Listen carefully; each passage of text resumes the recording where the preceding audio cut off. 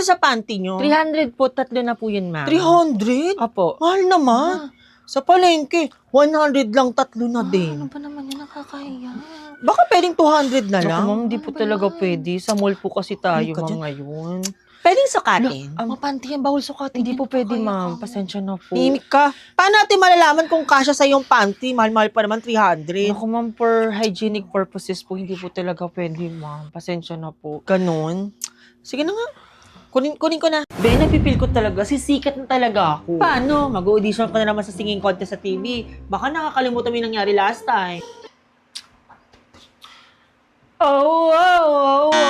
Hoy, nag-viral yun. Ay, oo, nag-viral. Pero dahil sa bashing. Buti mag-audition kaya ako sa PBB. Tingin mo. Ay, te, hindi ka pwede doon, te. Napaka-backstabber mo kaya. Baka manominate ka lang doon, tas maibig ka. Kasi galit sa iyo yung taong bayan, kaka-backstab mo. Wag na. Anong gagawin ko? Gusto ko talaga maging sikat yung mala-artista, mala-model. Alam mo, kumain muna tayo. Nagugutom na ako. Yun! Anong yun? Yun yung gagawin mo. Kakain ka. Magmumukbang ka kasi yun yung uso ngayon. Gusto tayo magmumukbang. May alam ako. Ba't tayo nandito, be? Dito tayo magmumukbang. Isa to sa top 50 great restaurant of Spot 2024. Kaya umorder na tayo. Ano sa'yo dito? Gusto mo ba itong itry? Or eto, bayanihan piece nila? Or eto, bestseller nila? Sige, latin mo na lang. Sure ka? Action. Ang sarap ng paboritong pork sisig nila. In fairness, ang sarap yung sa kanin. Wait lang, be. Bakit? Hindi ako makapag-focus sa pagbibideo. Natatakam ako sa pagkain. Sige na, kumain ka na muna. Try mo tong sinigang na bangus sa bayaba. Sige nga, try ko. Fairness sakto yung asim nyo at saka linangnang. Ito naman yung bestseller nila. Kuhol ni Tanggol at mga new items, si Charon B at Bangus Alabawa. Alam mo, masisira yung diet ko dito. Ang sarap lahat ng pagkain nila. Alam niyo guys, perfect yung name ng resto na to kasi nagpasiklab talaga sila dito. Ang sarap ng mga food nila. Ay, wait lang be. Bakit? Hindi ko pala na-record. Ano? Kanina pa ako nagmumukbang dito tsaka nagsasalita, di pala naka-record.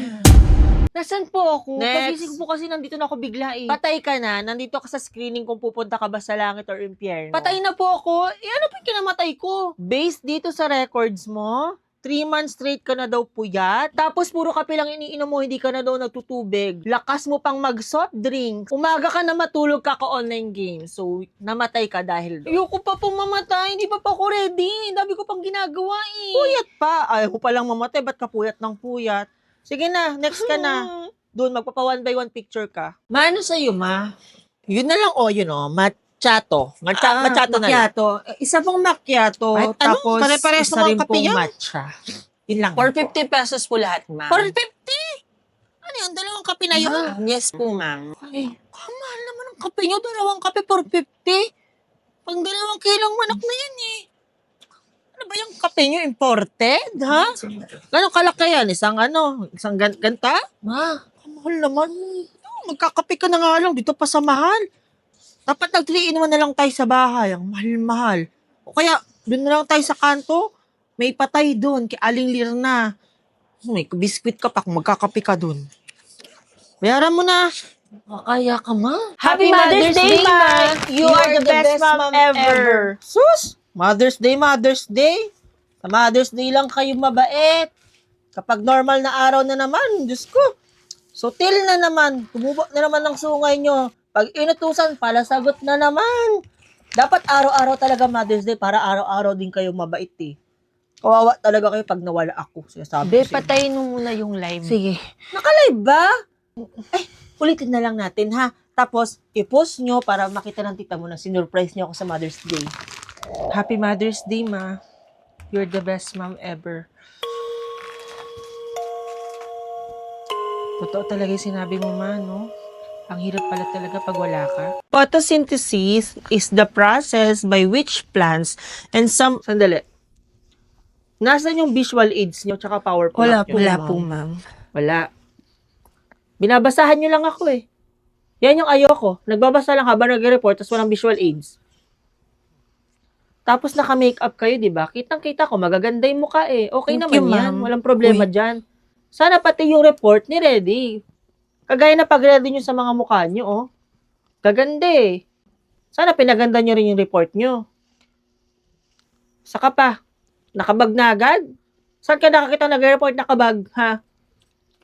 Uwing-uwi. Sige, pakitaan nyo ako ng ganyang ugali. Bukas na kayo mag-report. Bye, be!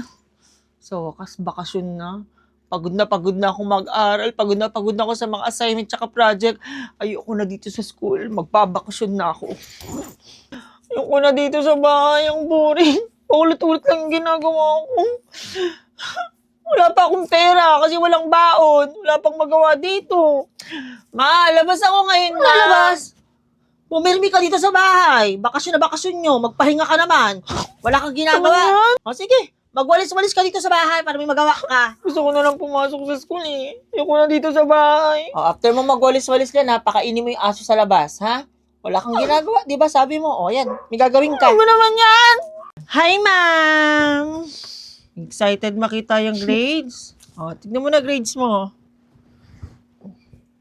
Natahimik ka. Di ba sa'yo okay yung grades mo? Bagsak po kasi, mami. Ba't po ganon? Bagsak talaga yan. Hindi ko pa nalalagay yun yung final exam mo eh. Hindi, nalagay ko muna. Ikaw talaga, O, ma'am. yan. Yan na yung final grades mo. 75. Eh, nasa sayo na yan. Again, class. Kayo yung gumagawa ng grades nyo. Nag-records lang ako, di ba? Kapag nag-lesson ako, makinig. Kapag nagbibiroan tayo, biruan, nakikipagbiruan naman ako, di ba? Pero yung mga tawa-tawa nyo, walang grades yun. Yung may grades, yung recitation. Di ba? Etong grades mo, ito na talaga yon. Naalala ko, kulang ka sa akin ng quizzes, di ba? Oh. Ayun na, next. May nagsumbong sa akin naka-group mo. Hindi ka daw natulong sa paggawa ng project nyo. Anong ambag mo? Nagbigay po ako ng pera po, ma'am, sa ambagan po namin. Yun lang. Class, ginawa kong group project yung mga project na meron kayo ngayon para tulong-tulong kayo.